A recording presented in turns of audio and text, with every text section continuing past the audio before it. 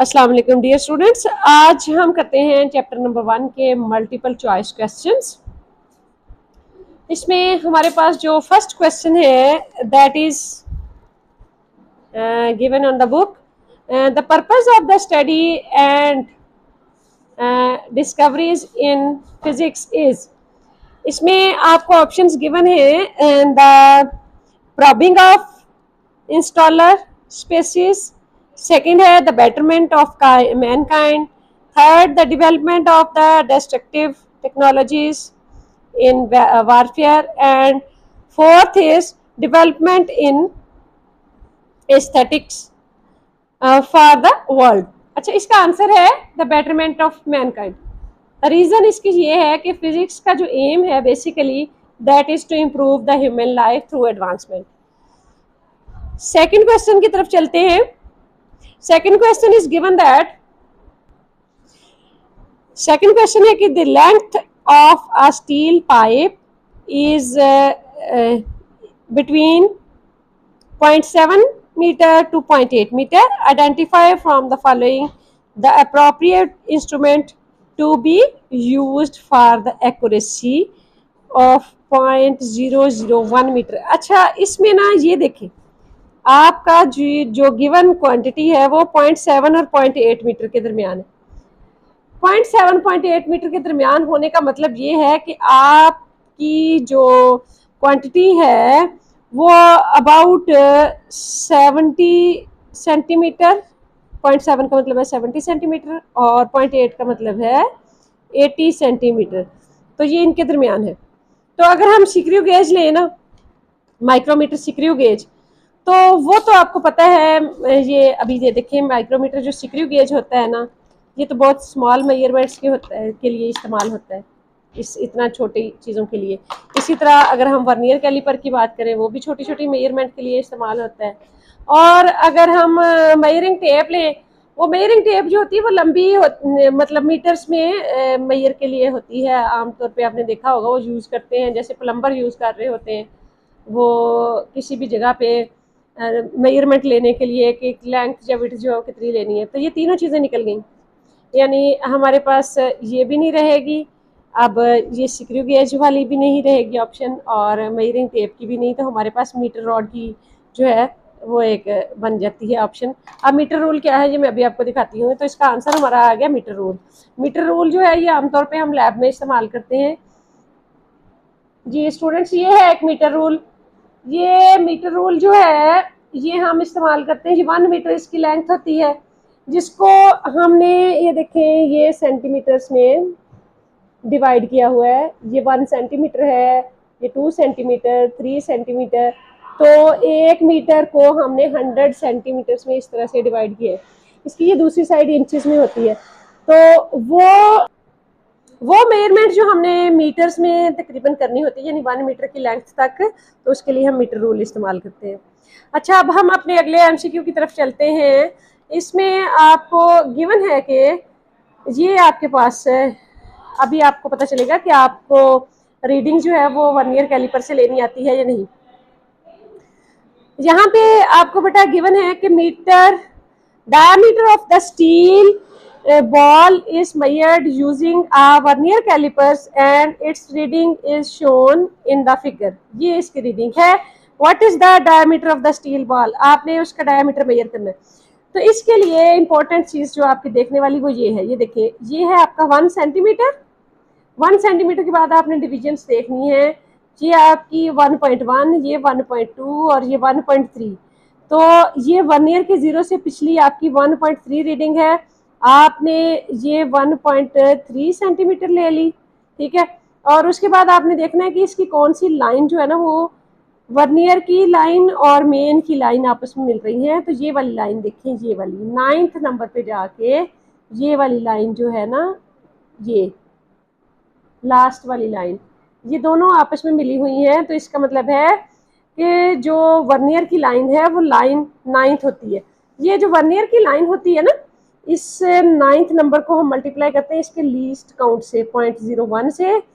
0.01 इसका least count होता है, 0.01 सेंटीमीटर। तो ये मेरे पास 0.09 सेंटीमीटर आ गई।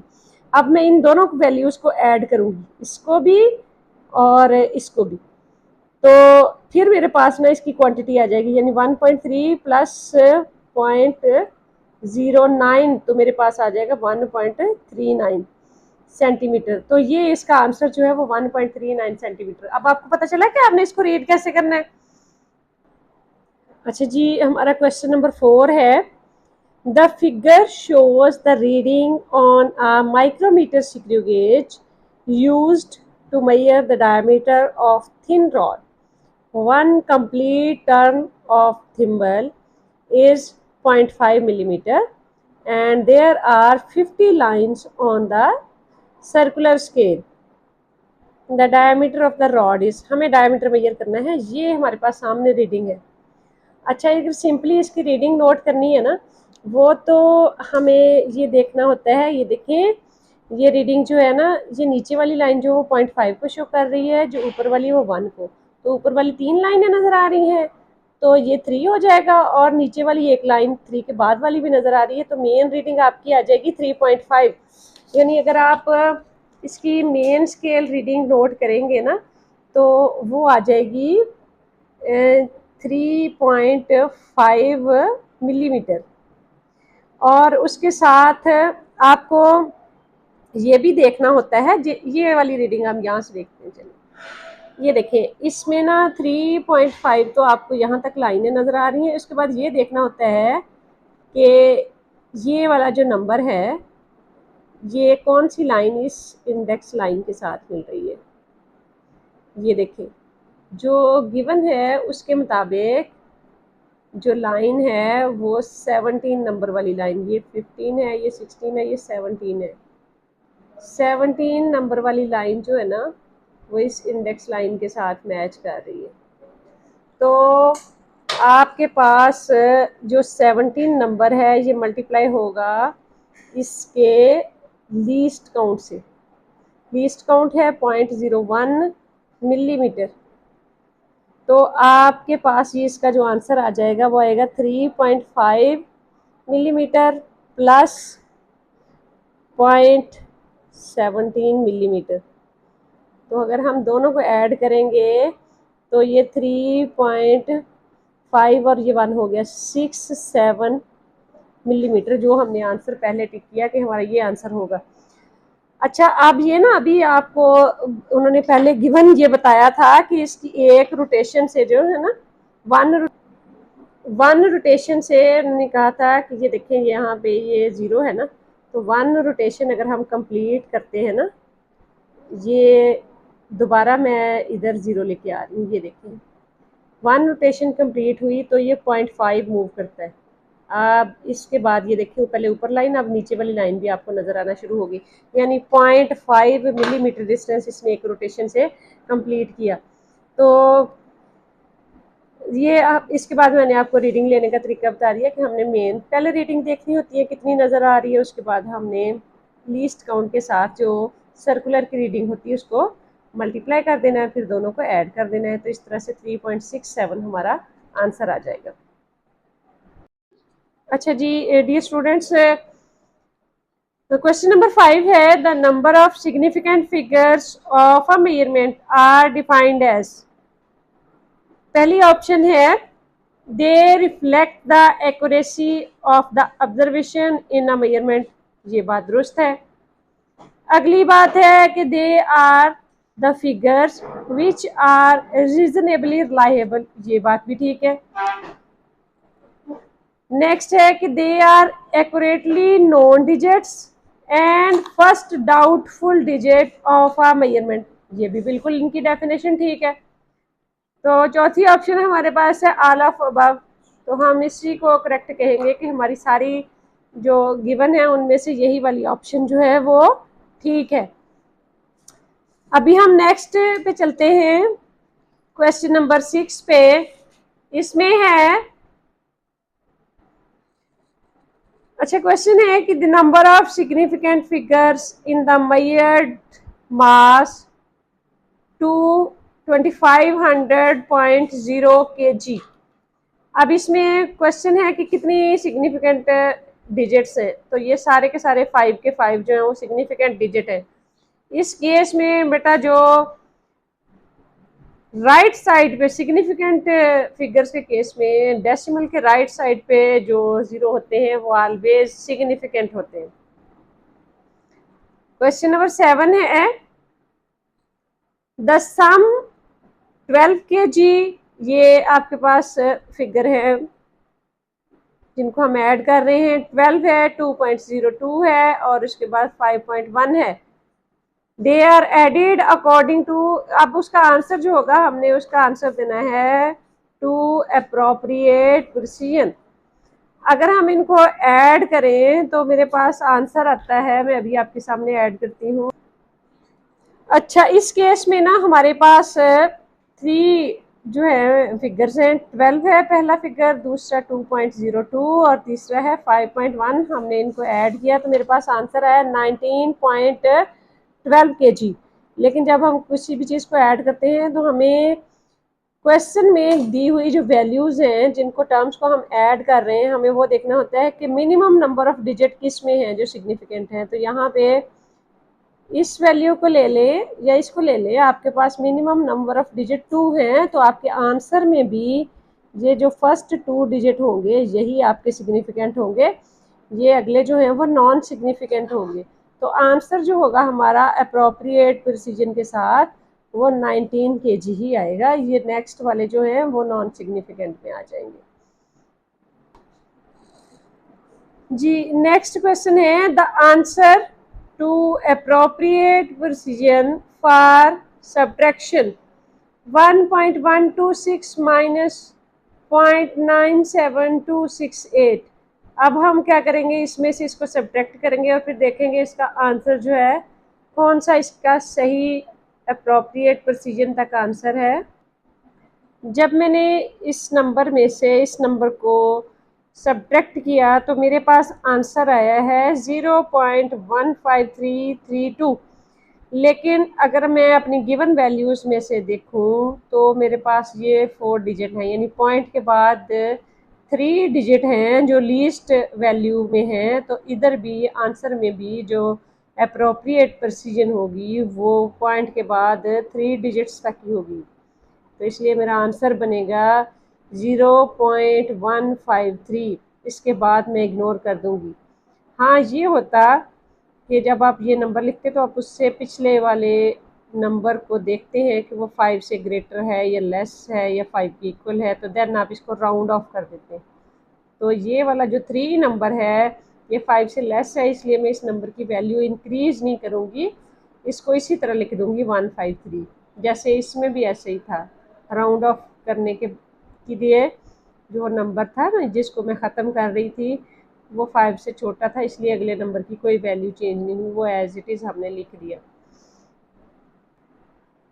अच्छा जी, हमारा क्वेश्चन है the answer to appropriate precision for the subtraction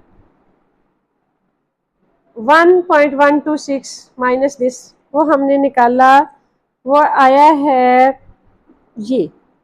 अगला क्वेश्चन है the answer of the product, ये 2 नंबर्स हैं, इनको मल्टीप्लाई किया to the appropriate number of significant figure. अब इसका अगर आंसर हम निकालें तो पहले हमें ये देखना होगा कि जिन 2 नंबर्स को हम मल्टीप्लाई कर रहे हैं उसमें लीस्ट डिजिट्स वाला नंबर कौन सा है। ये 1.6 ओनली 2 डिजिट है, तो हमारा जो आंसर होगा ना उसको हम चेक करेंगे, उसमें जो कम से कम डिजिट 2 डिजिट हैं ये वाले क्वेश्चन में आंसर में। तो इसका मतलब है जिसमें ये 2 डिजिट हैं यही वाला आंसर दुरुस्त है, क्योंकि सिग्निफिकेंट फिगर्स में लीस्ट नंबर ऑफ डिजिट ही आएंगे जो कि मल्टीप्लिकेशन में यूज़ हुए हैं, तो आंसर में भी उतने ही डिजिट होंगे। तो कम पहले 2 डिजिट जो है वो क्वेश्चन में अगर है तो आंसर में भी 2 डिजिट ही आपके सिग्निफिकेंट होंगे, बाकी जो है वो नॉन सिग्निफिकेंट है। नेक्स्ट क्वेश्चन है कि the answer to the mathematical division 45.2 divided by 6.0 in appropriate number of significant figures, क्या होगा इन इसको अगर इससे डिवाइड करें। अच्छा, इसमें भी आपने इस बात को देखना है कि आप जो 2 नंबर यूज़ कर रहे हैं इसमें लीस्ट जो है वो कितना है, वैल्यू है, कितने डिजिट्स हैं, लीस्ट डिजिट कितने हैं। तो इसमें अगर आप देखें 1.10 में इसमें जो लीस्ट डिजिट है वो 2 ही है, 6 के बाद एक 6.0 डेसिमल के बाद एक डिजिट। तो आपका आंसर जो होगा ना, अगर देखें तो इनमें एक ही है जिसमें 2 डिजिट है, तो यही हमारा आंसर है। ठीक है। 1.11 the answer to the following mathematical operation, ये मल्टीप्लीकेशन की 100 के साथ और डिवीजन की 5 के साथ, to the appropriate number of significant figure. इसमें भी वही चीज़ पूछी गई है आपसे कि आपका जो आंसर है उसमें appropriate number of significant figure जो है वो कितने होंगे। तो इस केस में हमें हमारे पास जो है ना वो देखें, फिर लीस्ट जो नंबर है वो 5.0 2 डिजिट है। तो हमारे पास जो आंसर है इसमें इसमें और इसमें 4 सिग्निफिकेंट डिजिट हैं, इसमें भी 4 हैं, इसमें 3 हैं, तो सिर्फ इसमें है जिसमें 2 है। तो ये हमारा आंसर जो होगा वो ठीक होगा। इसी तरह नेक्स्ट क्वेश्चन पे चले जाएं। 1.12 the ratio of the dimension of force and energy. अभी हम इसकी डायमेंशन निकालेंगे और फिर इनकी रेशियो निकाल के देखेंगे इनकी रेशियो क्या निकलती है। ये 1.10 तक कंप्लीट हो गया आंसर। अभी हम 1.11 कर रहे हैं जी। अभी हम निकालते हैं डायमेंशंस ऑफ फोर्स और डायमेंशन ऑफ एनर्जी। इन दोनों की आपने रेशियो फाइंड आउट करनी है। रेशियो में आपने इसको लिख लिया। अब मैं डायमेंशंस ऑफ फोर्स और डायमेंशंस ऑफ एनर्जी निकाल रही हूँ। फोर्स का फार्मूला होता है F=ma, और एनर्जी के लिए आप कोई भी यूज़ कर सकते हो, पोटेंशियल एनर्जी, काइनेटिक एनर्जी वाला कुछ भी। मैंने ये लिख लिया 12mv²। काइनेटिक एनर्जी का फार्मूला, इसमें 2 जो है वो कांस्टेंट है, वो तो डायमेंशन से निकल जाएगा। बाकी हमारे पास डायमेंशंस ऑफ m है, मास की डायमेंशंस लिखेंगे, और a एक्सेलरेशन है वो होती है L(T⁻²). और अगर हम देखें इसकी तो ये m की डायमेंशंस m, और v की डायमेंशन वेलोसिटी है L(T⁻1), लेकिन इसका फुल स्क्वायर है ऊपर। तो अब आप नेक्स्ट में देखिए, ये तो इसके साथ कैंसिल हो जाएगी। अगर हमारे पास ये बचेगा L(T⁻2), और ओवर में बचेगा L²T⁻2 इसका स्क्वायर। अभी अगर हम इसको फाइनल फॉर्म में लिखें तो t वाला t के साथ है कैंसिल हो जाएगा। ये ओवर में सिर्फ एक l बचेगा, आपके पास बचेगा 1/l, यानी हम इसको लिख सकते हैं कि जी L⁻⁻1। ये आपकी डायमेंशंस बची। तो आपका जो उसका फाइनल आंसर होगा ना इसका 1.12 का, वो है L⁻⁻1। ये इसकी डायमेंशंस आ गई। ये डायमेंशंस आ गई हमारी। L आंसर आ गया विद (⁻1). अब नेक्स्ट है question, identify which pair from the following does not have identical dimensions. Identical dimension यानी एक जैसी डायमेंशंस नहीं है कौन सी चीज़ की। तो उसमें है पहले वर्क एंड टॉर्क, दूसरी क्वांटिटी है angular momentum and Planck's constant, तीसरी क्वांटिटी है moment of inertia end moment of force, और चौथी है इम्पल्स एंड मोमेंटम। अच्छा, इन सब के लिए आपको इसके फार्मूला देखने होते हैं। जैसे वर्क का फार्मूला है W=F(d), फोर्स और डिस्टेंस। और अगर टॉर्क को देखें तो टॉर्क का फार्मूला होता है R×F, यानी फोर्स और डिस्टेंस, ये तो सेम होंगी। एंगुलर मोमेंटम जो होता है वो होता है L×R या mvr, इसको मैं L लिखती हूँ, ये mvr। और अगर हम प्लैंक्स कांस्टेंट को देखें तो प्लैंक्स कांस्टेंट H होता है एनर्जी ओवर फ्रीक्वेंसी। इनकी दोनों की डायमेंशंस निकाल के देखें तो वो cm निकल आती हैं। 12mv² करें और फ्रीक्वेंसी की जो है वो T-1 होती हैं, तो वो सेम निकल आती हैं इसके बराबर। मोमेंट ऑफ इनर्शिया का फार्मूला देखें। मोमेंट ऑफ इनर्शिया जो होता है, मोमेंट ऑफ इनर्शिया होता है mr², और अगर हम सिंपल मोमेंट ऑफ फोर्स लिखें, ये सिंपली आर होता है। Moment of force, moment of force, ये मोमेंट ऑफ इनर्शिया। तो अगर ये देखें ना, ये देखें, ये हमें सामने नजर आ रही हैं, आगे जाने की जरूरत ही नहीं है। आर सिंपली लेंथ है और इसके साथ मास भी आ रहा है और आर स्क्वायर में आ रहा है।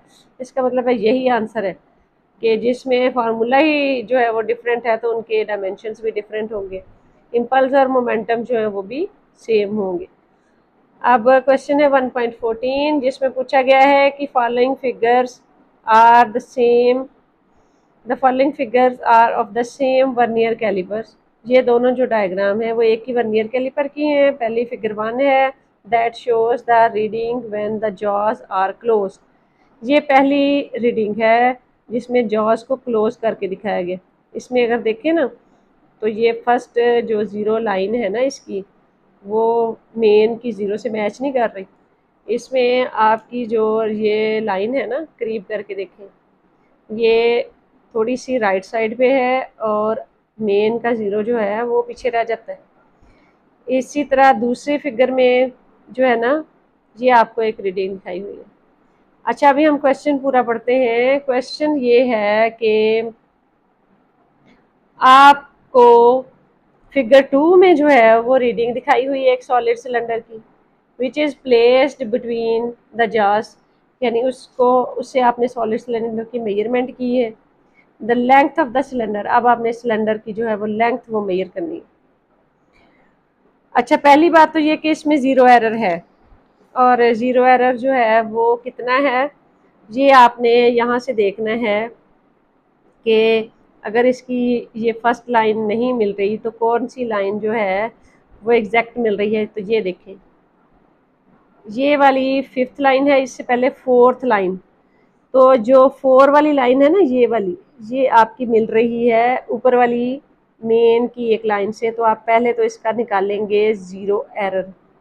ज़ीरो एरर कैसे निकलेगा, आप 4 को मल्टीप्लाई करेंगे विद 0.01 सेंटीमीटर से, तो आपके पास 0.04 सेंटीमीटर जो है वो इसका क्या निकला है, इसका लीस्ट काउंट निकला है आपके पास 0.04। अच्छा, अब जो 0.04 आपके पास इसका लीस्ट काउंट निकला है, ये आपने एंड पे जो वैल्यू होगी उसके साथ इसको आप इसकी ज़ीरो करेक्शन करेंगे तो वो नेगेटिव हो जाएगी, वो आपने इसमें नेगेटिव बाद में करना है। अच्छा, तो प्यारे बच्चों, ये आपका पॉजिटिव ज़ीरो एरर है। अभी हम इसकी ज़ीरो करेक्शन अगर लिखेंगे ना, ZC ज़ीरो करेक्शन, वो आ जाएगी -0.04 सेंटीमीटर। अब मैं इसकी रीडिंग पढ़ती हूँ। रीडिंग आपने ये पढ़नी है, ये देखिए, ये है आपका 3.1, ये 3.2, ये आगे 3.3 पे जाके तो ये लाइन आ जाती है, तो हम इसको 3.2 पढ़ेंगे। तो मेन आपकी जो रीडिंग आ गई है वो आ गई है 3.2। अब इसमें आपने प्लस क्या करना है, इधर से आपने लाइन देखनी है कौन सी ऊपर वाली लाइन से मैच हो रही है। ये 10th लाइन देखिए, 10th लाइन जो है ना ये ऊपर वाली लाइन से मैच हो रही है, तो आपने 10 को मल्टीप्लाई कर देना है विद 0.01। तो मेरे पास जो इसका आंसर आएगा वो आएगा 3.2 प्लस इसको मल्टीप्लाई किया तो 0.1, तो ये कितनी आ गई 3.3 सेंटीमीटर। ये 3.3 सेंटीमीटर तो आपने ये रीडिंग की है, लेकिन अब इसमें से ये जो ज़ीरो करेक्शन है वो आपने करनी है। 3.3 में से मैं जब 0.04 को मैंने माइनस किया तो मेरा आंसर जो आता है ना वो आता है 3.26। इसका मतलब ये आंसर ठीक है, यानी 3.3 आपके पास रीडिंग आई थी, उसमें आपने ज़ीरो करेक्शन की। क्या ज़ीरो करेक्शन की आपने, 0.04 इसमें से माइनस कर दिया, तो फिर आपके पास फाइनल रीडिंग ये आ गई। क्वेश्चन नंबर 1.15 है, the least count of an instrument determines. जो लीस्ट काउंट है वो क्या बताता है। लीस्ट काउंट असल में वो कम से कम वैल्यू होती है जो कि इंस्ट्रूमेंट मेजर कर सकता है। तो इसमें फर्स्ट ऑप्शन है आपके पास प्रिसीजन ऑफ अ मेजरमेंट। ये बात इसकी बिल्कुल ठीक है। प्रिसीजन का मतलब यही होता है कि उसने यानी एग्जैक्ट वैल्यू जो है वो कितनी मेजर कर सकता है, कम से कम वैल्यू, उसको हम उसकी प्रिसीजन कहते हैं। तो इसका आंसर यही होगा, ठीक है। अब नेक्स्ट क्वेश्चन है कि मेजरिंग टेप। मेजरिंग टेप वो होती है जो ऐसे रोल भी हो जाती है।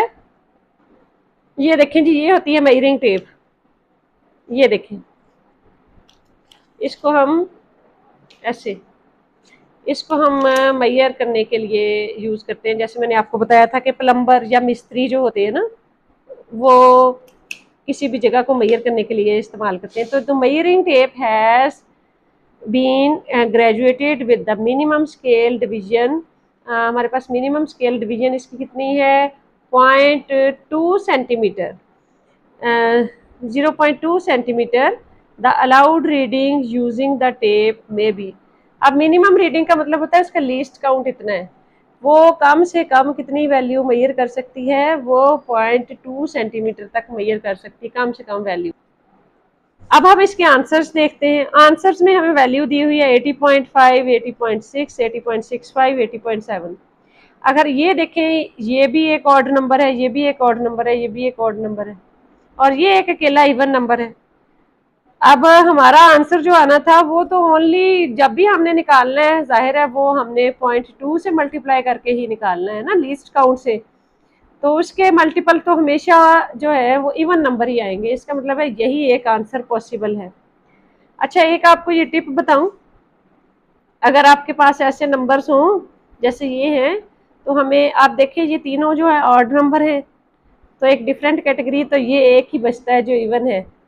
तो आप के पास अगर आपको सही रीज़न ना भी पता हो तो ऐसे कोशिश किया करें कि जो डिफरेंट टाइप में एक आंसर जो डिफरेंट है वही आपका आंसर होगा।